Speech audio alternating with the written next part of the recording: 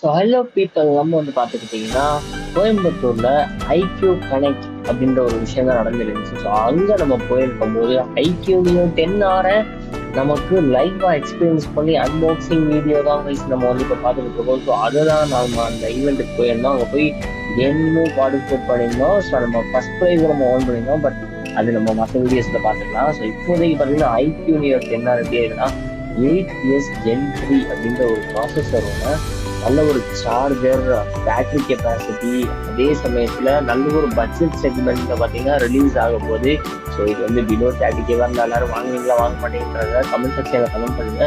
So இது ஒரு நல்ல ஒரு gaming device including the camera and every thing. It is awesome. செம்மையாக ஒரு பட்ஜெட் செக்மெண்ட்ல ராக்கிங் அப்படின்னு சொல்லலாம். அது இந்த பட்ஜெட் செக்மெண்ட் தான்.